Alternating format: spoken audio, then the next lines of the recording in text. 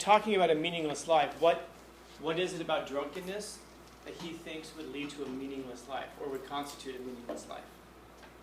Because I think what he's saying is that we would only derive the pleasure from being drunk, so we wouldn't really do any really meaningful acts that can leave a lasting impact. We would only be going for what makes us feel good in the moment. And you kind of said just now, what kind of pleasure is he talking about here specifically? Instant gratification. Yeah. And it's a difficult question to ask. When we're talking about instant gratification, what kind of things are we talking about gratifying typically? Ourselves. What's that? Ourselves. I'm sorry. Ourselves. Yeah.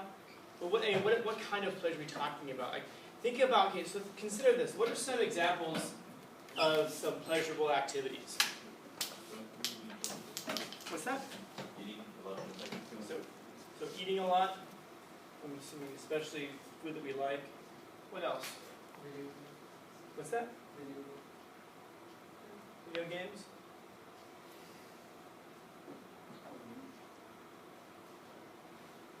People. So being people, what about people specifically? Your actions.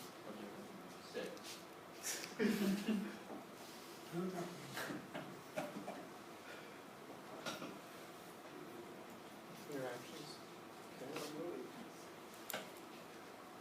By interactions, we might say conversations, maybe. Yeah.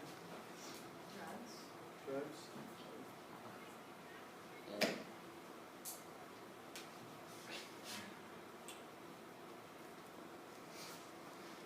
Now, all of these things have something in common, with the exception of this one. This is the interactions is one that seems to be a bit different from the others. What's that? They may not be that beneficial for us. So they're not beneficial for us, but yeah. It can leave a lasting impact. If we engage them too much, yeah. It gives us an escape. So video games is an interesting one because I was listening to this podcaster, Joe Rogan, if you're familiar with him, and he was telling a story about a friend of his who plays an online game. He didn't specify which one, but it's an online where you're world-building game. And he was talking about how he spends 10 to 12 hours a day playing this game. And Rogan was asking him, why do you do that? There's so much in the world that you could experience. And he was pointing out that in the context of the video game, he's a god. He goes on there, he's one of the top-ranked players in the world. He's powerful. People in the game know who he is. They know him by his name. And he's like, then I come out here into the real world, and I'm working a job that's barely over minimum wage. But I don't have a girlfriend. My boss hates me, and he's annoyed by people. He's like, why would I want to live in this world out here where I'm a nobody? Where instead I could live in this video game world where I'm a somebody. And so it's worth considering that sometimes video games can be an escape. And then of course drugs are an escape, especially drug abuse is an escape. But all of these types of pleasures here, they're talking about what do you have to do? I don't know, it's a hard question to ask. What do you have to do to be able to enjoy these things? Just exist. Just be a biological agent. When we're thinking about the kinds of things in life that we can enjoy, from which we can derive pleasure and happiness, think about it. We're talking about, eat, co-create, drugs, video games. These are all very things that we feel sensationally, at almost a base level. Video games actually is a bit deeper than some of these, even just because of what I just expressed. When we're living, especially. Guys and girls, of course, but when we're living in a world today where we still have this impulse within us as humans to be heroic. We're born with kind of this instinct to want to do heroic stuff. But more and more in our society, that stuff is being kind of taken away from us, even in small ways. For example, it comes to old man Scanlon time. In my day, when we played on jungle gyms, what was underneath us? Well, concrete.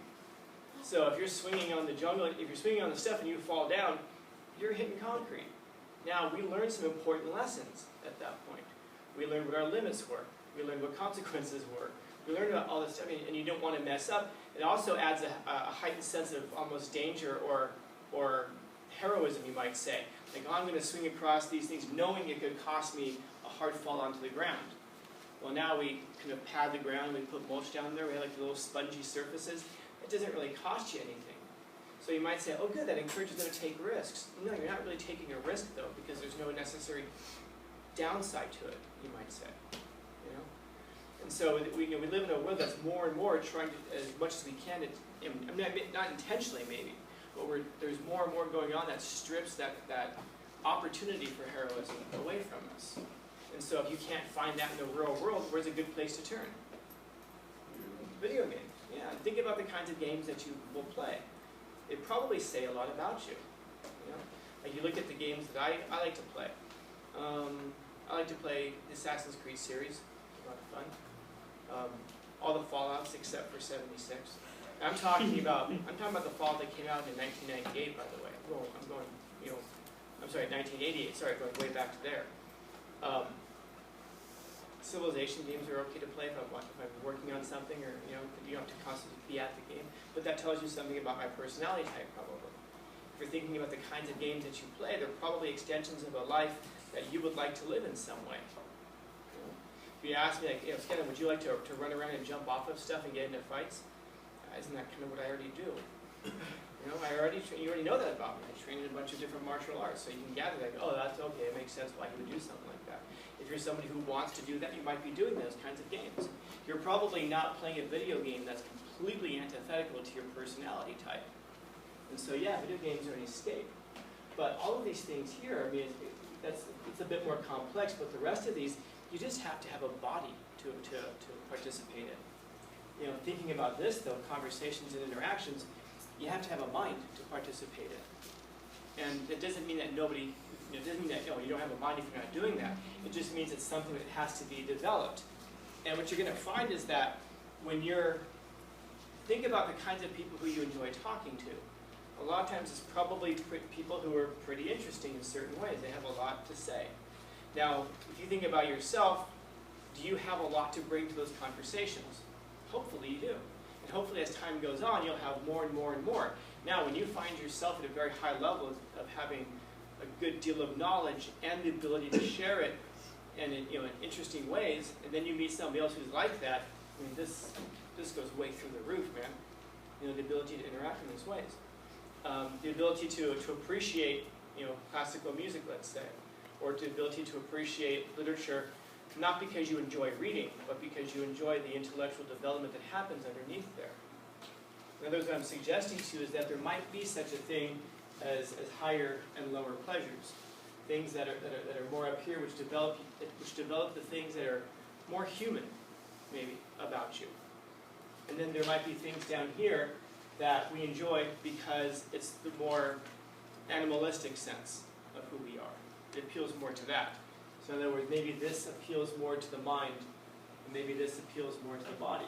And if you're asking which one you should do, I guess the answer is yes. Should you do this one or should you do this one? Well, yes, because you're both.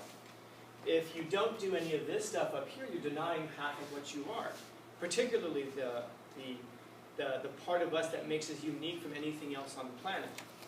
If you're not doing this down here, then you're denying yourself that part of you that's also a big part of you. It's the vehicle which carries this around. Your body is the vehicle that carries your mind around. So, so going back to that, should eating be a pleasure? Yeah, I suppose so. I don't get a lot of pleasure from eating. I have a very, very bad sense of smell. And so I can't smell most things, so because I can't smell most things, I can't taste most things. And I see people who can eat something, and they can tell you what the ingredients are in the food. I just found out recently that you need flour to fry chicken. When you fry it up, what's that crispy stuff on the outside? Crispy stuff? I don't know. How does it get there? I don't know. When you fry it, I guess that happens. No, it turns out there's a whole thing to it. And I made fried chicken. And now I'm increasing complexity. I'm ready to marry me now. I can cook fried chicken. Any of these things up here, should you ever engage in them? Well, I suppose you have to enjoy this part here. The problem is when you get too overly focused on the thing that makes you like everything else. You know, this is a higher nature thing. This is what more of what it is to be human.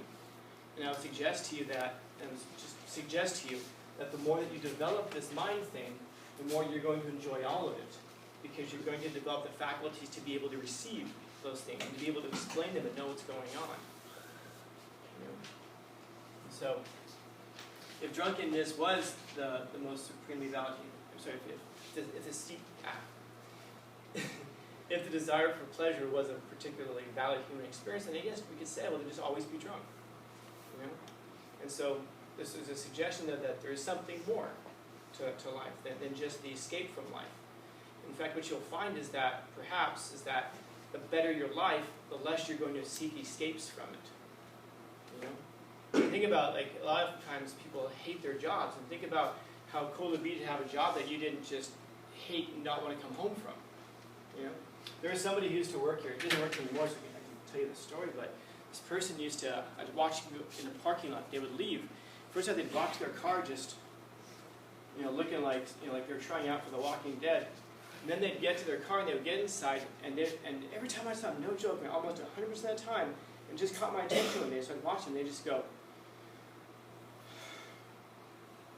start the car. And I always wondered, what was the sigh for? Was it from what they're leaving, or was it to what they're going to? You know? In other words, was this like, tough day, or hate my job? Or was it going home to a tough day, hate who I live with? You know? I don't know. But if you can fill your life with all of those, with those kinds of things, it's going to be difficult to figure out what you want to do, because you're going to enjoy so many things. You know? So finding out what those things are. So yeah, Alfredo was right. There's something much deeper there than just, you know, drunkenness in terms of what can constitute a pleasure. You're going to find that the pleasures that you enjoy in life are going to be things that you just stumbled across. Part of the problem is that we're always pursuing happiness. You know, if somebody asks you for advice, are you that friend that when somebody asks you for advice, you take the coward's way out and just say, do what makes you happy? You know? I was telling last period, my first year as a teacher, I had a student who came to me. We didn't get along at first, but we ended up getting along as the year went on. And one day she looked particularly miserable and everything, so she asked me to talk to me outside. Yeah, like you and I. We talked. So she asked me if she could talk to me, so we went outside, and she just said, essentially, I'm pregnant. She's a 10th grader. And she goes, I don't know what to do. By the way, she's an older 10th grader, by the way. She was 17 as a 10th grader. She started school late, I think. And so she just said, I don't know what to do. I don't know if I should have the baby. I don't know if I should abort the baby. I don't know if I should put the baby up for adoption. I'm confused. Her mom was no help. Her mom wasn't in the picture, really. She was raised by her grandparents. And so she just kind of says to me, you know, tell me what to do. Whatever you tell me to do, I'll do. I don't know what to do, so you just tell me what to do. No pressure, right? No pressure. I know what I should have told her, in retrospect. I should have looked her right in the eye and just said, do what makes you happy. You know? But there's more to life than what makes you happy. In fact, I would suggest that a lot of us don't even know what makes us happy in life. And worse yet, we don't know what could make us happy in life. How can you find out what might make you happy in life? What could you do? Travel the world. Yeah, travel the world, try new things, try new experiences.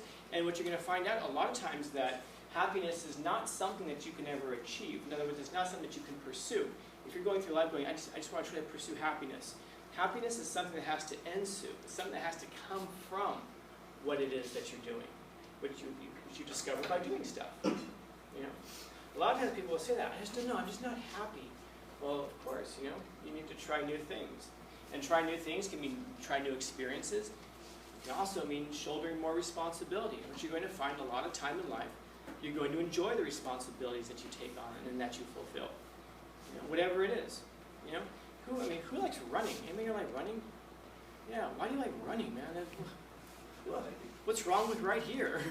Now, my guess is that you probably enjoy it partially because you probably do it, so you're probably in decent shape. Running sucks when you're not in shape.